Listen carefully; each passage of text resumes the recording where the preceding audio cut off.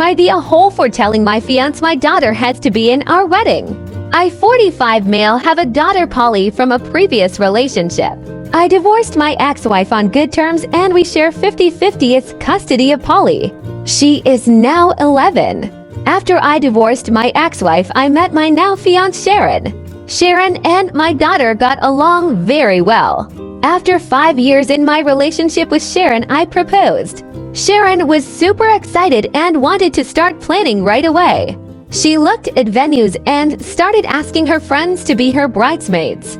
She then told me she wanted her niece to be a flower girl, which I had no problem with, but I said I also wanted Polly to be a flower girl.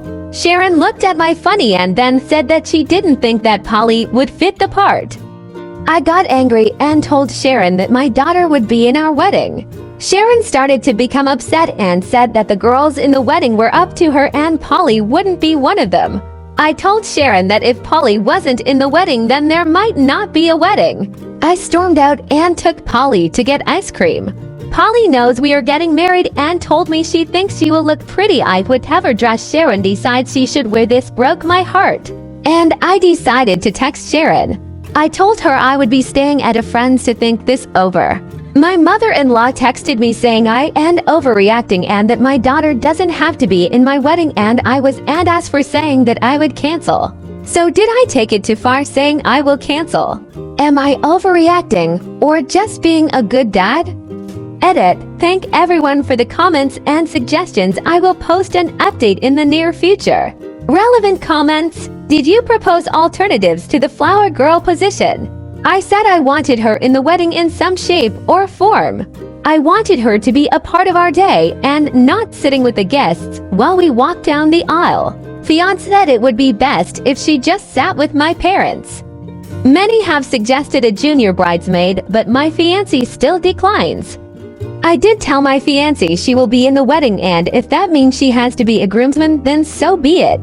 Fiancé blew up saying she's not a boy and my side is only for boys. She denied my request to have a father-daughter dance with Polly, so this is why I'm rethinking the whole wedding. Sharon and I are going to talk tonight and hopefully she will give me a full reasoning. Has Polly ever said anything about Sharon treating her poorly?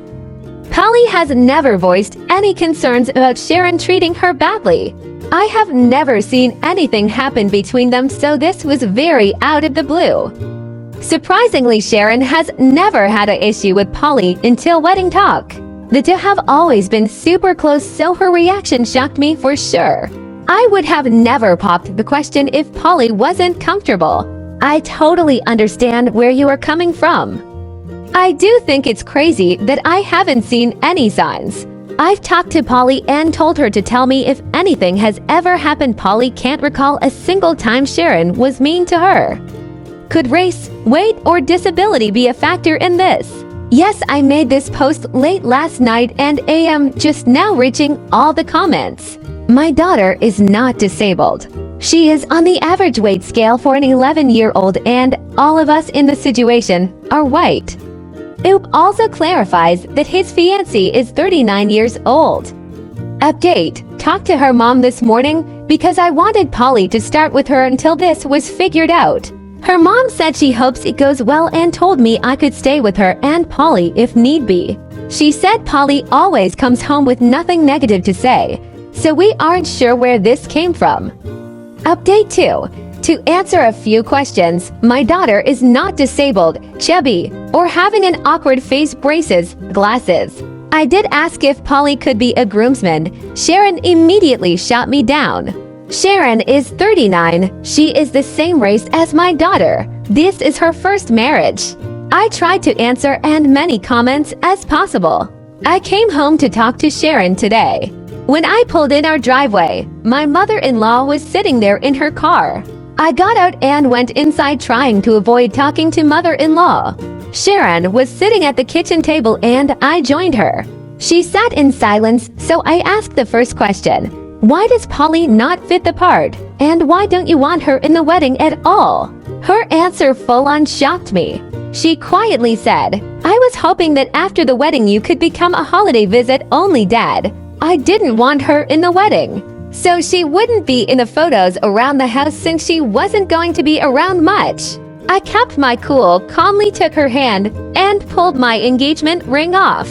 Her eyes started to tear up. She said we shouldn't end marriage over this and that she can change. I told her the damage was already done. I told her I wanted her things moved out by next week and that she could come get them when my daughter wasn't home. The house is in my name and I paid for it. I was allowing her to get her furniture that she paid for. She stormed out and Mill came knocking on the door saying I was being unreasonable. I couldn't imagine only seeing my daughter 3 or 4 times a year. The fact that Sharon wanted me to give up part of my custody blew me away. I'm sitting on my couch just in shock. Our honeymoon was supposed to be in Hawaii. Looks like me and Polly will be going instead. Update 3. Hello everyone. Thank you for all the kind comments and suggestions for Hawaii a few days ago, and Polly is already having a ton of fun.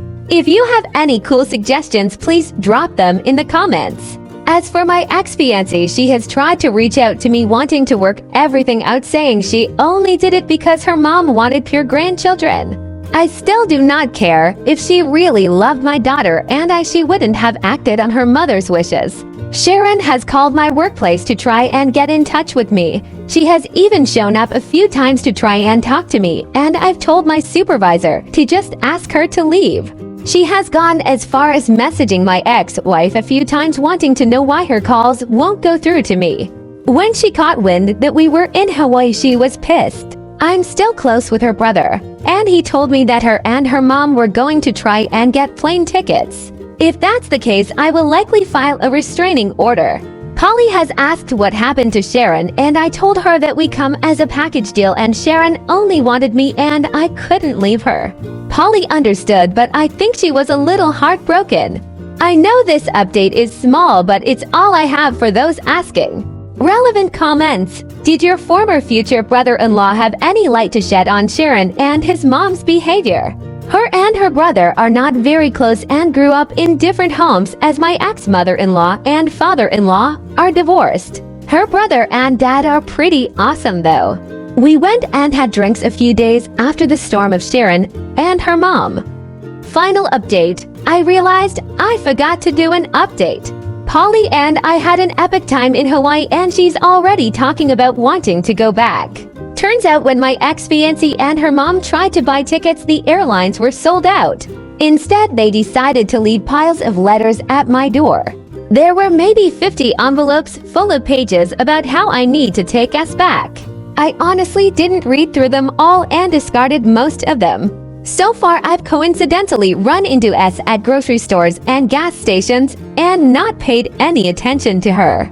She attempted to show up at my daughter's Meet the Teacher night, but since she didn't have a kid, she wasn't allowed in. From what I have heard through her brother and dad, she already has a new boyfriend and just wants to get back at me now.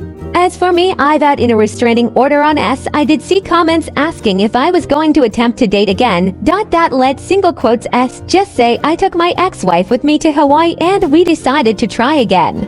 All in all, I'd say I don't expect to be hearing from S or her mother again. And my ex-wife is now moved back in with my daughter, and I thank you all so much for your support throughout this time.